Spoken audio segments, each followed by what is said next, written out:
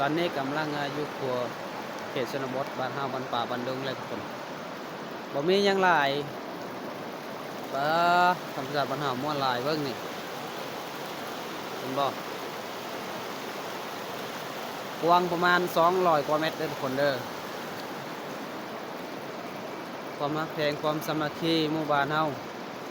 อยู่เขตชนบทบ้านป่าบ้านดงทุกคนเอ้ยจนเบิดคำสิเว้าเลยได้เนาะ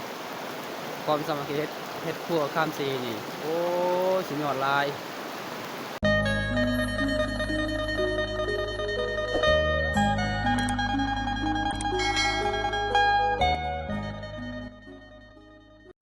เอาสบายดีทุกคนตอนนี้บ่าวเพชรสิมาถ่ายคลิปตามธรรมศาสตร์ห้วยลำน้ำสีบ้านเฮาอยู่เขตชนบทบ้านป่าบ้านดงคือเก่ามื้อนี้บ่าวเพชรก็สิมาถ่ายครัวเสด็จน้องบ้านพุ่นสีเมืองหนองแขวงชนเขตเนาะตอนนี้คือว่าพี่น้องเฮาหลายๆคนก็ได้ข้ามแล้วได้ไปข้ามสีได้แล้วครัวก็เฮ็ดแบบว่าสำเร็จแล้วเนาะถึงว่ามันจะเฮ็ดแบบไม่ถอนหนึ่งง่ายๆเนาะเฮ็ดอยู่แกงเสะน้องยาวประมาณ200กว่าเมตรทุกคนก็ไปได้เนาะรถรถจักรรถใหญ่ก็ไปบ่ได้ทุกคนแต่ว่าเฮาย่างนี่ไปได้เวลาเมื่อเอาเบรกเข้าเบรกหยังต่างๆไปหากินตะมาหากินอยู่ภูผาป่าดงเนาะข้ามสีได้สบายบ่ได้ขี้เหงื่อเลยเนาะเดี๋ยวว่าเป็ดก็สิพาทุกคนไปเบิ่งนำกันเนาะเป็นจังไดเบิ่งนี่คุณเห็นบ่แกงบ้านผู้สีโคตรงนั้นเฮ็ดแบบแต่ละปีแบบนี้แหละพี่น้องเอ้ยเฮ็ดแบบง่ายๆแต่มันบ่ได้ง่ายเวลาเฮ็ดมันก็ยากแน่เฮาถือไม้ท่อนใหญ่ๆยาวแน่เนาะเอาบ่เพชรก็บ่อยากออหลายใหญ่แฮงแล้วบ่เพชรก็สิพาทุกคนไปเบิ่งนำกันความจริงเนาะอันนี้คือว่าน้ำสีละน้องบ้านเฮามวลลายธรรมศาสตร์ตอนนี้คือว่าบรรยากาศตอนเช้าทุกคนบ่เพชรก็เลาะถ่ายคลิปธรรมศาสตร์เด้อเนาะมื้อนี้มวลลาย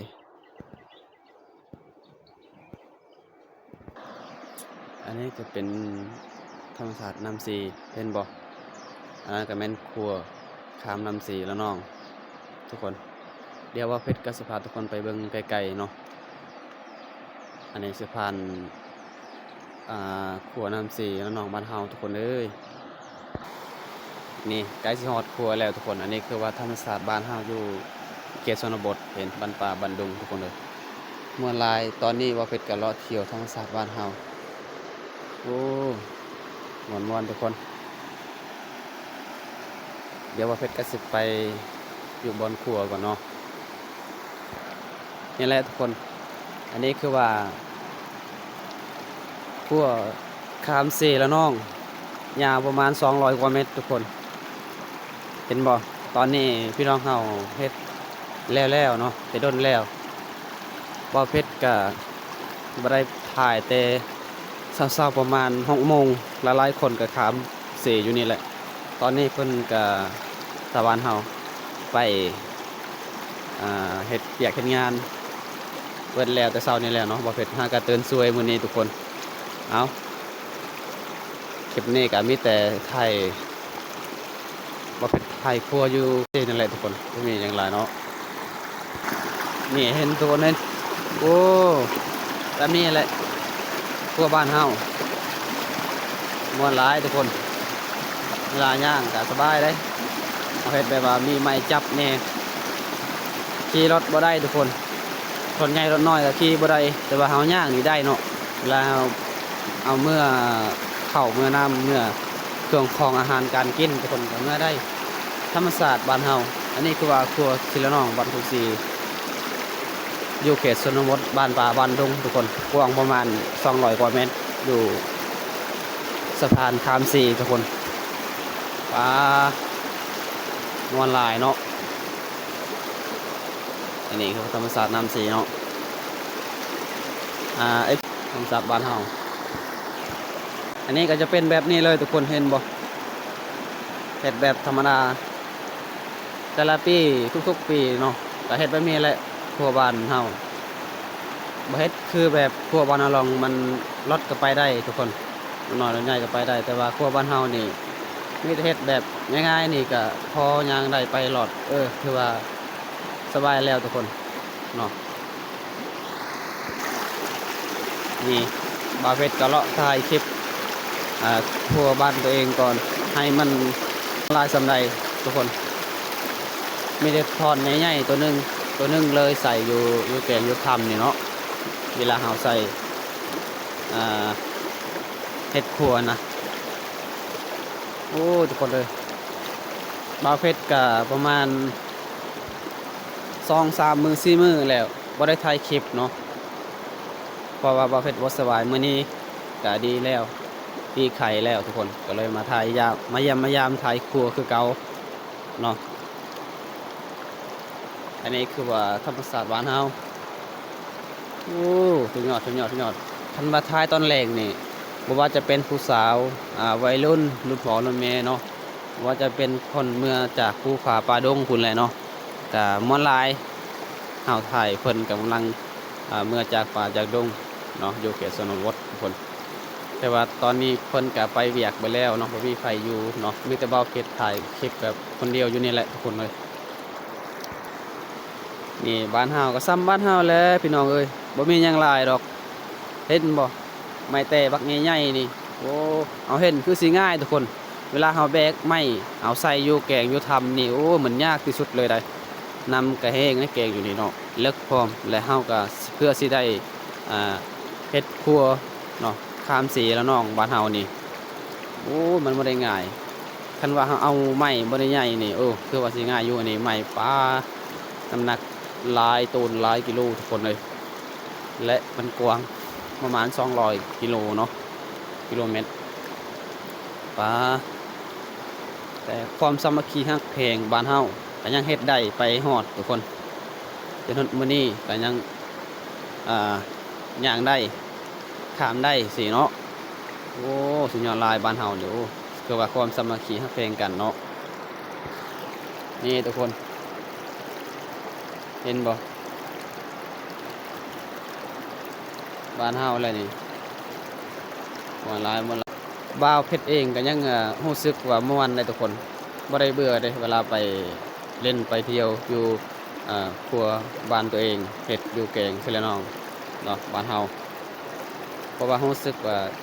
บ้านเฮาความสามัคคีฮักแพงกันเนาะก็เลยอยากไปเล่นไปเที่ยวบ่เคยเบื่อเลยทุกคนไปยามใดก็ม่วนยามนั้นได้เนาะนี่ไม้ตัวนี้มันยาวทุกคนไม้แต่ตัวนี้โอ้มันหนักหลายกิโลเติบเนาะเพื่อสิได้ไม้ตัวนี้พูนทุกคนไปเอามาแต่ใกล้เติบพุ่นเลยแถวนี้มันบ่มีดอกไม้เนาะโอ้ยมันลำบากยากหลายทุกคนเพื่อสิได้ไม้เฮ็ดข้ามสี่แล้วน้องเฮ็ดครัวเฮาเฮ็ดครัวข้ามสี่แล้วน้องบ้านเฮาเนาะเห็นบ่ทุกคนเนาะก็ประมาณนี้แหละทุกคนเฮ็ดครัวข้ามสี่แล้วน้องบ้านเฮาบ้านป่าบ้านดงอยู่เขตชนบทแต่ละปีก็เฮ็ดแบบนี้แหละทุกคนแต่ว่าคันเมื่อยามพ้นนี่เนาะไม้ตัวนี้มันบ่อยู่แล้วทุกคนเมื่อยามพ้นนี่ว่าถือว่าน้ำเลิกหรือว่าน้ำขึ้นเนาะน้ำขึ้นลายไม้ก็มันเอาไปหมดเลยเนาะบ่อยู่และครัวเฮาเนาะทุกคนเนาะบ่ว่าจะครัวเฮาบ่ว่าจะเป็นครัวบ้านอลองก็บ่อยู่คือกันทุกคนแต่ก็บ่เป็นหยังเมื่อยามเวลาไปมันก็ไปแล้วเนาะเมื่อเวลาอยู่มันก็อยู่เนาะนำบ่หลายซำนี้คือว่าข้ามได้ไปรอดทุกคนอยู่ดนเนาะนี่เห็นบ่สบายบ้านเฮาเวลาข้ามสีนี่บ่ได้ขี่เรือทุกคนเวลาบ่มีเรือก็สบายไปมาเนาะทำมาหากินใส่เบ็ดใส่มองไปตึกปลาเนาะไปตึกเบ็ดขวางแหตึกแหทุกคนสบายบ่คือเฮายังบ่มีแบบว่าบ่เฮ็ดครัวนี่คันว่าเฮาเติ้นช่วยก็บ่มีเรือสิข้ามสิทุกคนเห็นบ่ได้แต่ตอนนี้ถือว่าบ่ได้ย่านแล้วว่าเฮา สิตื่นช่วยก็อย่าตื่นแต่เช้าก็อย่าตื่นตอนใดก็แล้วแต่เฮาก็บ่อึดบ่อยากแล้วว่าบ่มีเหงื่อเนาะแต่ว่าเฮาอยากได้เหงื่อมีแต่ทำมาหากินเนาะไปไล่มองตีมองซื่อๆเนาะไปบ่อนอื่นเนาะคนเนาะคันว่าเฮาอยากข้ามซีบ่เฮาบ่ได้อึดดอกเพราะว่ามีครัวแล้วเด้เฮาเฮ็ดแบบว่าระเบียบเรียบร้อยแล้วทุกคนเฮาความสามัคคีฮักเพลงกันหมู่บ้านเฮาเนาะอยู่เขตบ้านอยู่เขตชนบทบ้านป่าบ้านดงนี่แหละทุกคนเลยเห็นบ่ประมาณนี้แหละนี่ตอนนี้บ่เพชรก็ถ่ายรูปเจ้าของหน้าก็ยังบ่ทันล้างทุกคนกำลังสิไปล้างหน้าเด้อตอนนี้กำลังอยู่ครัวเขตชนบทบ้านเฮาบ้านป่าบ้านดงเลยทุกคนบ่มีหยังหลายธรรมชาติบ้านเฮาม่วนหลายเบิ่งนี่เห็นบ่กว้างประมาณ200กว่าเมตรเด้อทุกคนเด้อความรักแพงความสามัคคีหมู่บ้านเฮาอยู่เขตชนบทบ้านป่าบ้านดงทุกคนเอ้ยจนเบิดคำสิเว้าเลยได้เนาะความสามัคคีเฮ็ดครัวข้ามสีนี่โอ้สุดยอดหลายปอเพชรกับเบิดคำสิเว้าเลยเห็นหมู่บ้านเฮาความสามัคคีฮักเพลงกันเฮ็ดครัวพี่น้องคือสิข้ามสีได้มันไม่ได้ง่ายทุกคนเอาเป็นตาม่วนแท้เนาะนี่ทุกคนเลยเวลาข้าพเจ้าขามเซแล้วน้องบ้านเฮา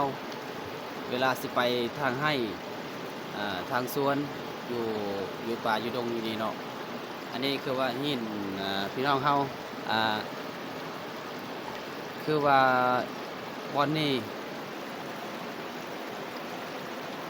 คือว่าเวลาพี่น้องเฮาคนผ่าเนาะคนเนาะคนผ่าได้คนผ่าเฮียนอยู่นี่สบายถามซีน้องแล้วฮอดฟังนี่แล้วเนาะเอากับคนผ่าอยู่เฮียนนี่เวลาไปทางให้ทางสวนไปป่าไปดุง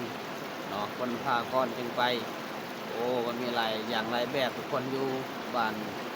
นอกบ้านนาอยู่บ้านป่าบ้านดุงอยู่เขตชนบทของบางกองเมืองนอกใครชนเขตบ่อึดบ่ยากยังเวลาคนผ่าบ่ได้ซื้อเล็กคนอยู่เมืองดอกหินกับบักหลายๆหนึ่งนำกับบักหลายๆหนึ่งโอ้ยอดลายเบิดคำสิเว้าอะไรทุกคนอยู่บ้านนี่เนาะมาหากินกับคือว่าและคันมาเฮาดุคันมาสุกมานกับว่าได้พอได้กินอยู่ทุกคนปลาสุดยอดตอนนี้บ่าวเพชรห้ากระดีไข่ทุกคนเนาะบ่าวเพชรกับรู้สึกว่าดีใจหลายประมาณนี้แหละเดี๋ยวบ่าวเพชรกับสิไข่พี่น้องเฮากำลังสิทำสีทุกคนกำลังสิทำคั่วเนาะเสือน้องบ้านเฮาเนาะเป็ดกับวัดคำสิเว้าเลยไปอยู่ดีมีแต่ความสุขความดีใจหลายทุกคนมีความสุขความเจริญเนาะอันนี้คือว่าอันนี้บอนพี่น้องเฮาคนผ่าทุกคนผ่านี่เวลาไปทางไร่ทางป่าทางให้ทางสวนเหมือนทางป่าบ่าวเพชรตลอดโอ้ยคอยก็ได้เอาบ่าวเพชรกับบ่าวก็บ่ค่อยเก่งแนวภาษาลาวทุกคนแต่ประมาณนี้แหละเนาะพบกันอีพีใหม่สบายดีทุกคนตอนนี้บ่าวเพชรก็ขอปิดคลิปกันเด้อไปเห็นคลิปนี้แล้วก็อย่าลืมรับชมรับฟังจนต้นจนจบบ่าวเพชรขอฝากกดไลค์กดแชร์กดติดตามรับชมรับฟังเนาะคลิปนี้ก็ประมาณนี้แหละพบกันใหม่คลิปหน้าทุกคนบ๊ายบายเป็นกัน